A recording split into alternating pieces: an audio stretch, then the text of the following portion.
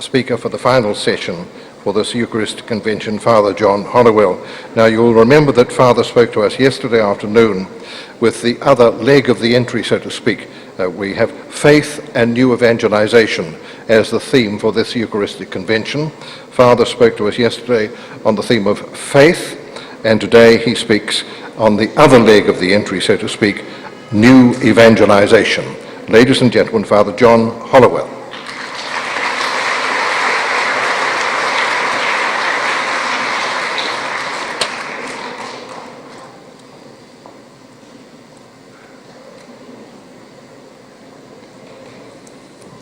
I've got a watch here, so don't worry.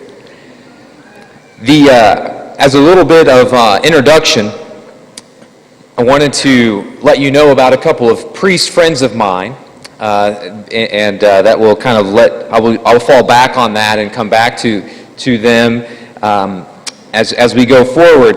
I have a priest friend who has a very dry sense of humor and is very good for me.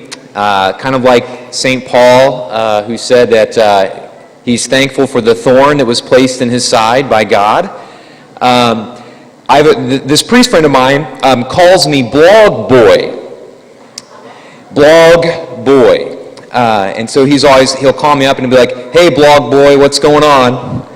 And because I maintain a blog, and he's sort of giving me a hard time about the fact that I'm Blog Boy. And we were on a retreat together recently for priests, and Father Paul Nicholson, who was actually here last year from Canada, came up to me at the retreat, and I was sitting there with my priest friend, and Father Paul says, "Oh, it's Father Hollowell." And of course I'm like taken aback. I'm like, "What are you talking about?"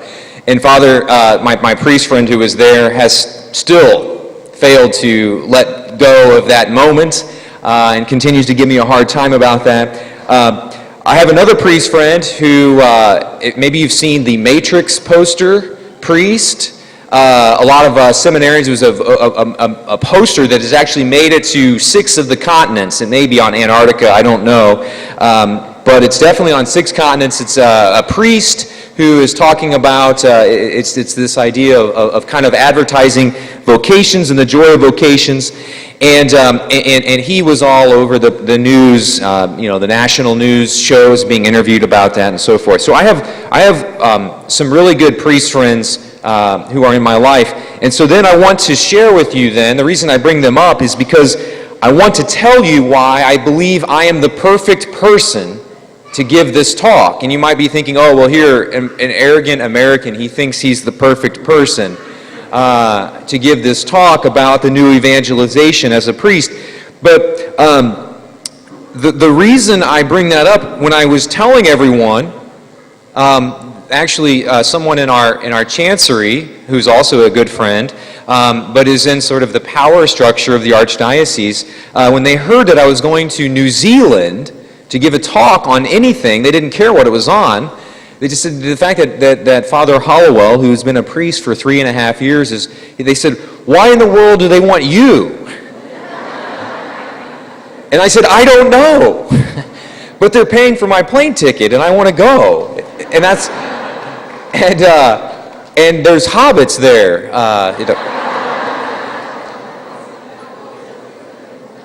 And the reason I'm the perfect person for this talk, and I mean this very sincerely, this is not any sort of false humility, is because I don't know why I'm here. And the good news about it is it doesn't matter. And precisely the fact that I am not a big deal, that I don't possess any sort of special, things that make me like this, internet sensation or whatever. The whole point of my talk today is that I don't know why I'm here either. But I want to share with you some things that I've learned, and I think that along the way, and it's precisely because I'm not doing anything crazy. I'm not doing anything. I have a parish, 2 parishes kind of. I help out at one. And yet nonetheless, so I'm not like spending all of my waking hours trying to do internet evangelization or to do new types of evangelization. It's not hard. You don't need special gifts. You don't need to be anything special. We're all special. We're all made in God's image and likeness. And we are all called to the new evangelization. And that's the whole point. And that's why I said I would be happy to come.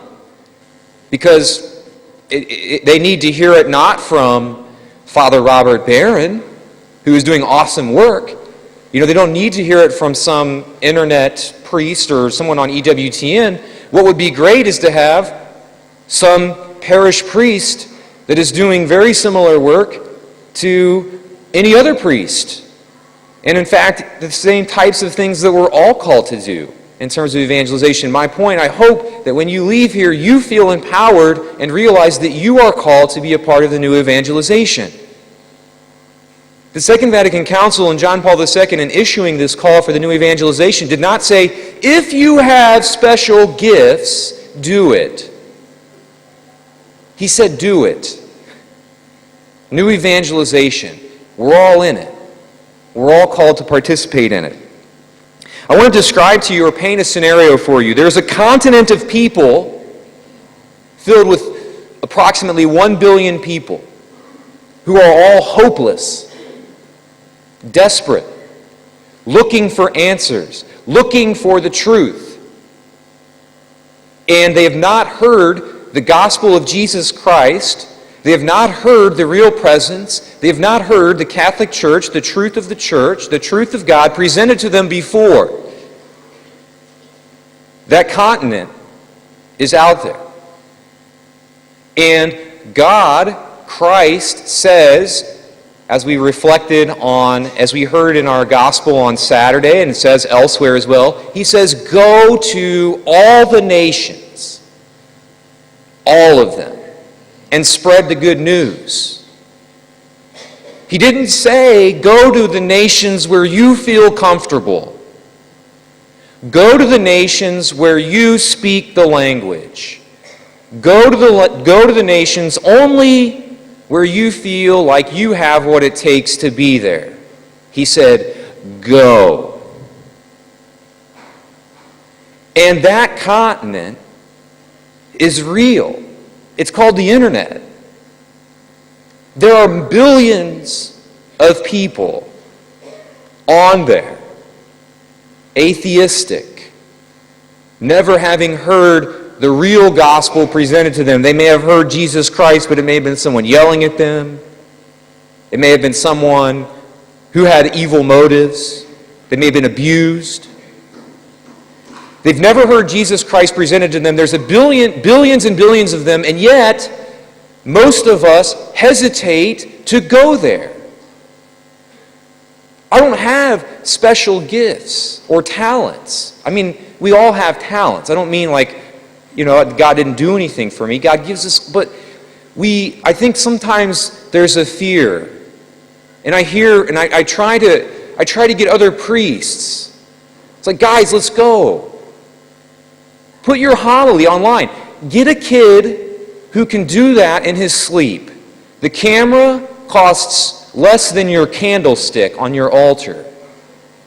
Put a tripod in the back of your church, turn the camera on, record your homily. Put it online. But people are afraid all the time. I hear it from priests. Well, I'm afraid that it would make me a narcissist. Or I'm afraid that they would compare me to some other priest. Or I'm afraid that if I didn't do my very best, and people would be mad at me, or I would look stupid, or I would look like a failure, or I wouldn't do a good job. God doesn't care. He didn't say there's conditions to preaching to the nations. He said go preach. Do whatever it takes. The apostles, we have this. It's interesting when I try to help people get online or talk about internet work and so forth. There's this impression that to get on Twitter or Facebook or to have a blog or whatever is harder to do than Mandarin Chinese. I could never do that. Can you send an email? If you can send an email, you can do a blog, you can sign up for Twitter in 15 seconds, you can get on Facebook in 5 minutes. It doesn't kill you.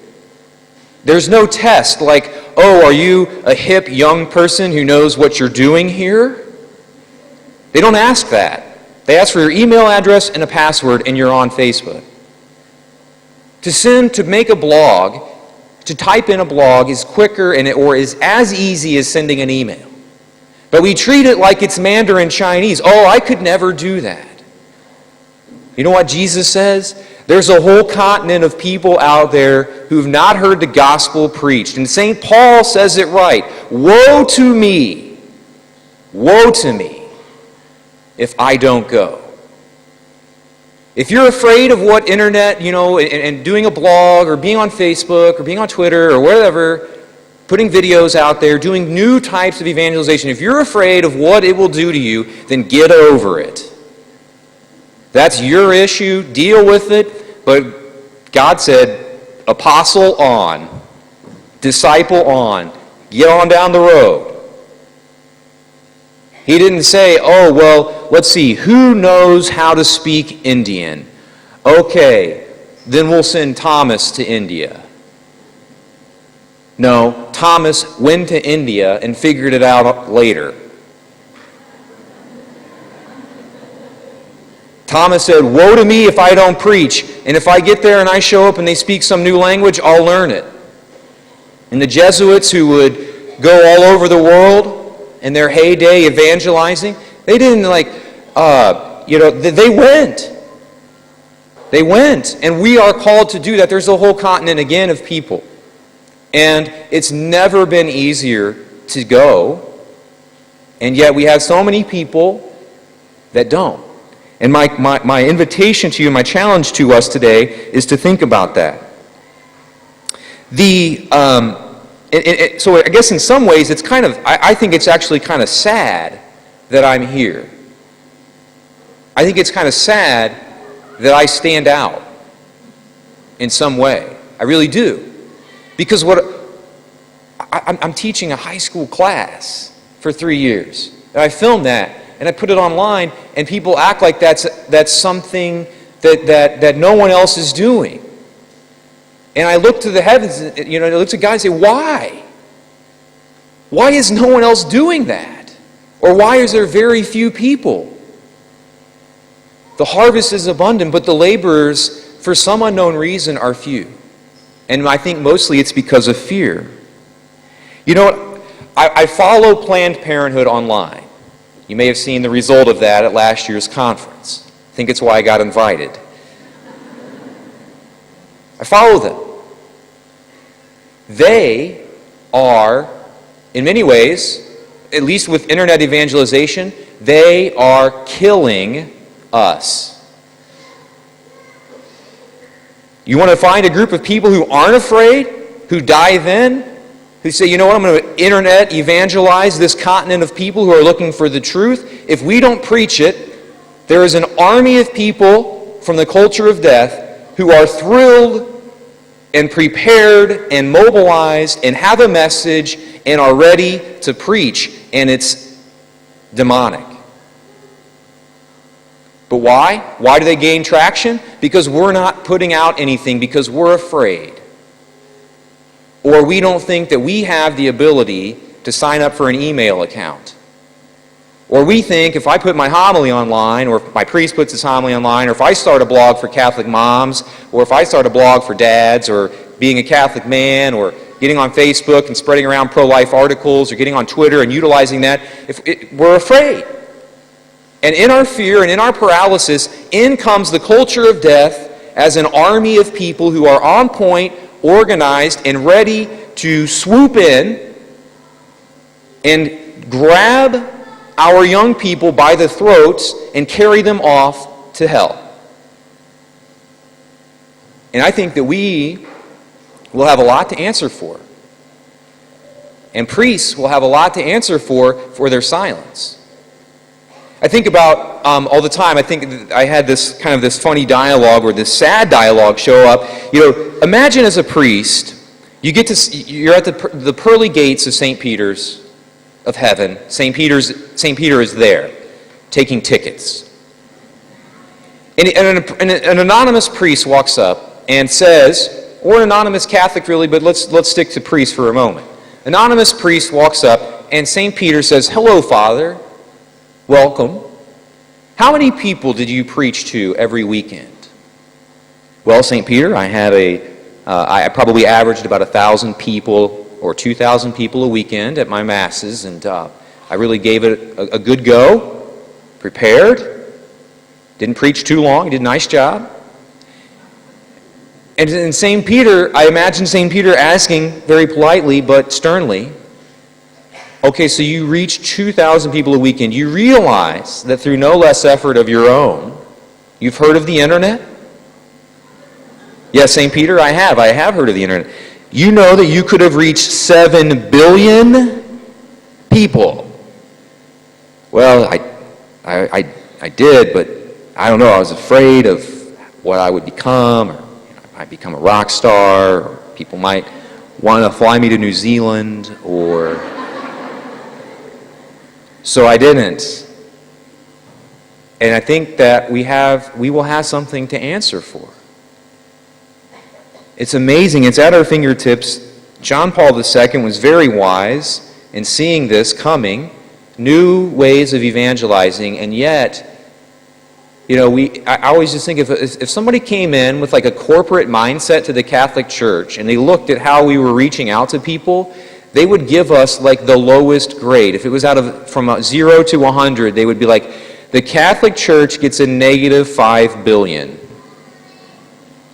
as a grade for its evangelization efforts. Planned Parenthood can send out bursts. They're immediate. They're on top of news. They're always there. They're persistent. They hammer things home. And then we're like, okay, what are we going to do about same-sex marriage? Well, let's have our people read an 80-page document. We fail because of fear. And we have to change that. And so I want to offer here, these final 10 minutes, I want to offer to you a couple of things, a couple of lessons that a novice priest, someone with no special internet abilities, I can't type, blindfolded or anything like that. Lessons of a novice priest from the internet, from the blogosphere. And I would like to title these, and I would like us to think about that gospel commandment to be shrewd as serpents and simple and as innocent as doves. We are called to be people of love. But if we do not study the way that the devil gets his message out, we are disobeying Christ's direct command. We are asked to be shrewd as serpents. Are we?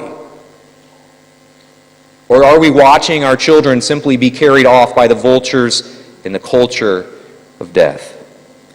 Lesson number 1. Written things are good. So if you're going to get out there on the internet and you got something that's written, that's great. But studies have shown that videos are much, much more powerful.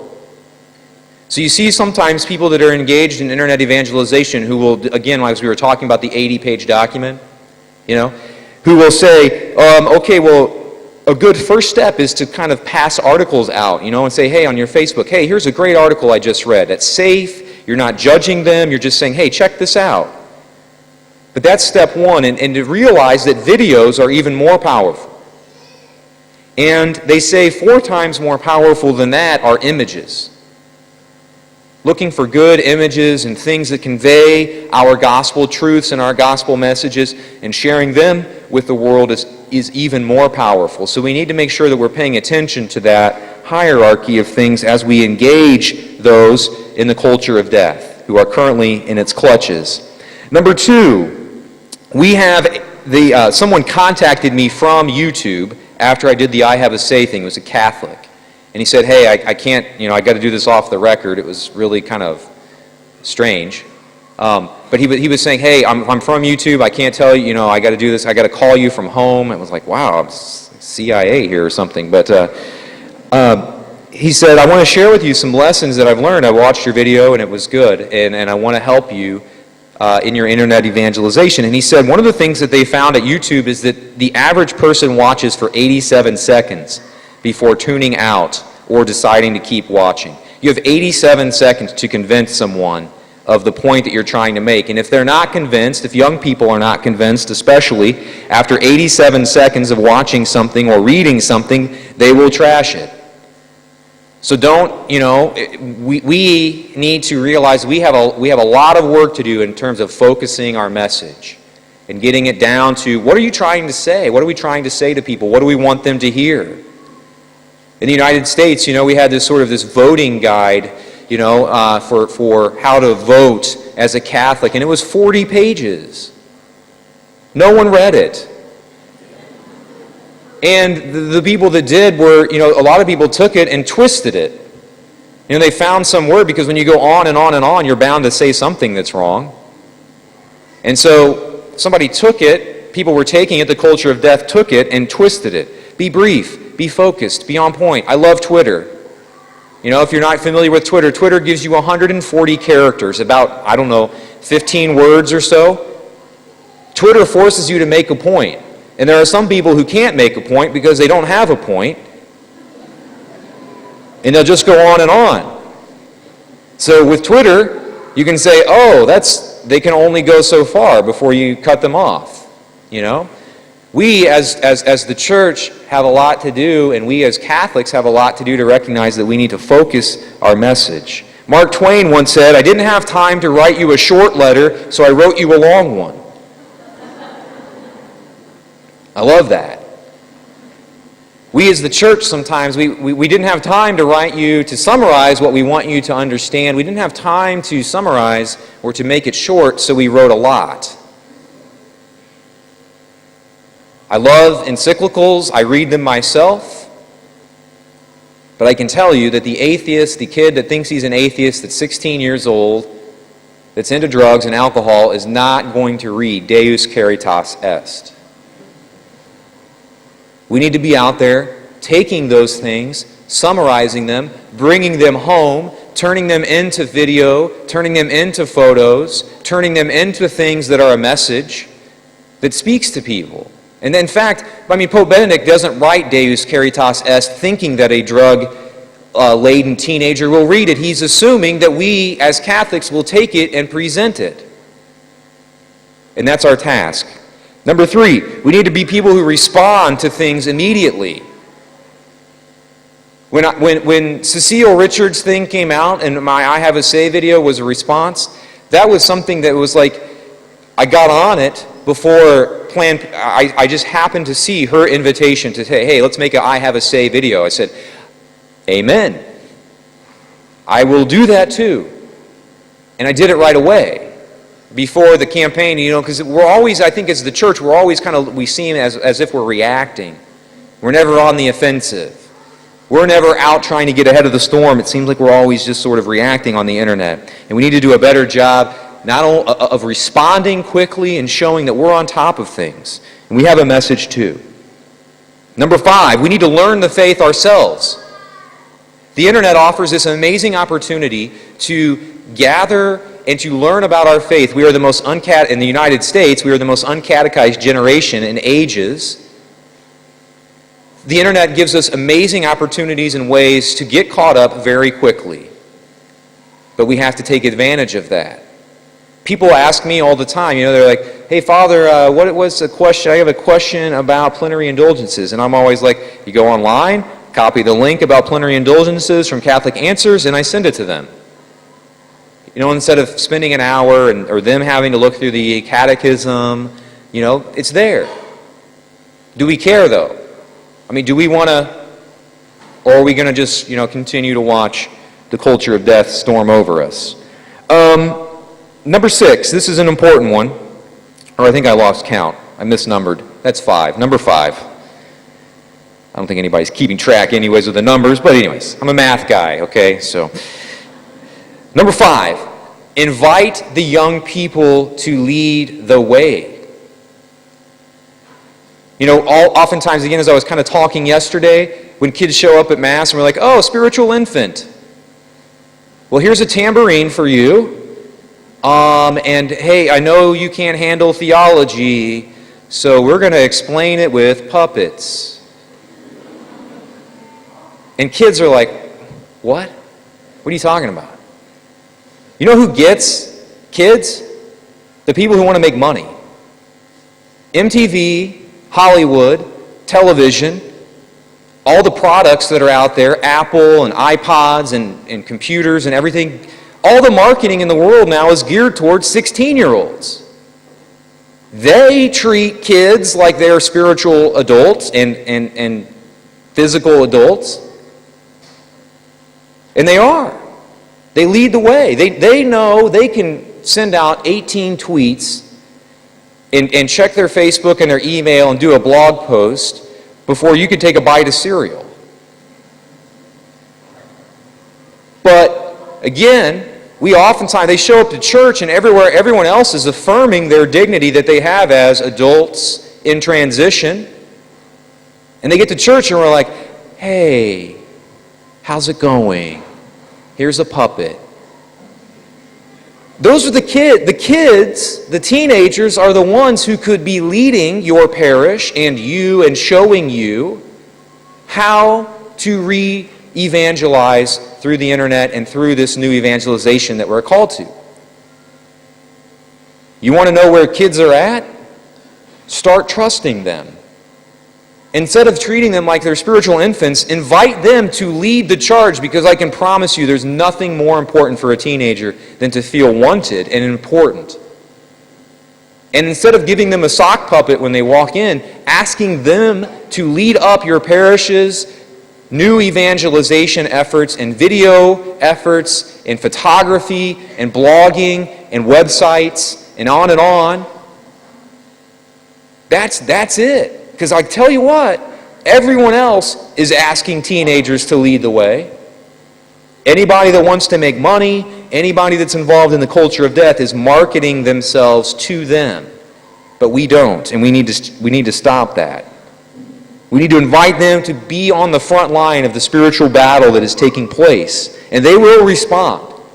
And they will teach you. They're there. We just have to give them that opportunity. I think of some of the young people that I work with. I'm working on a film company, with a film company for a homosexuality and Catholic Church teaching video.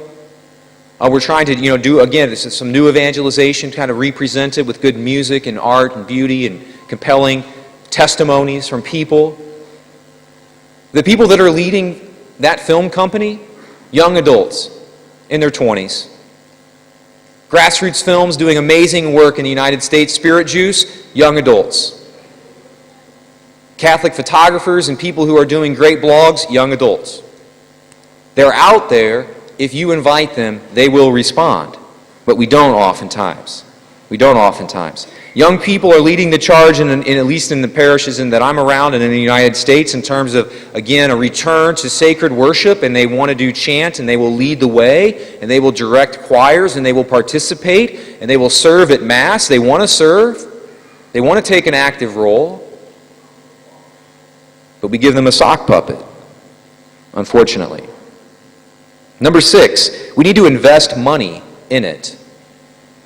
We had for our film that we're doing right now on that homosexuality and Catholicism, we had a goal of $70,000, and a lot of people saw that and they were like, "Oh my goodness, there's no way." And we thought no way probably too. We ended up in 20 days we got 87,000, which is awesome. And again, I think it's people saw that we need that. But what happened, the sad thing about it at the same time, is that there are other documentaries out there that are being put out by the culture of death that are raised doing similar things. And even like stupid documentaries. Like we were looking at these websites that help you raise money for documentaries. And there were ones that were doing documentaries on video games. They raised $350,000 from people. We have to kind of imagine and re-understand. St. Peter's Basilica in Rome has converted more people than all of the preaching that's ever taken place there. But it wasn't free. We have to invest and put our money into things and into this new evangelization, and support and look for artists and young adults and other people who are out there doing these types of efforts. And we need to invest in them, because I can promise you the culture of death is. The culture of death is investing billions of dollars into movies. Are we countering that? Are we trying to offer an alternative, or are we going to continue to just watch the vultures come in and carry our children and ourselves off into the distance? The final piece that I'll leave you with is that the new evangelization is not just the territory of the priests, it is the territory of the laity as well.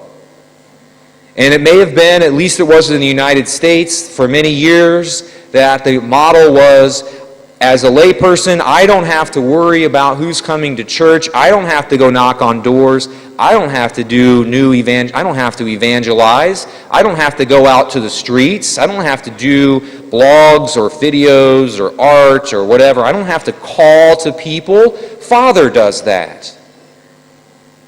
That's Father's thing. I just show up at Mass. And John Paul II kind of kicked the door down on that. Said, wrong, not anymore. It's not Father's job anymore, it's all of our jobs. And in fact, it was a problem when we used to think that it was just Father's job. We're all called to it. And I think of all the great things that are going on in our country with the new evangelization, with LifeSite News and John Henry's work and Courageous Priests and all these great blogs, Catholic blogs that are run by lay people, and all the great Catholic moms and dads who are doing conventions and blogs and videos and hosting things. And I think of all the work of our sisters, and they're getting involved oftentimes in new evangelization.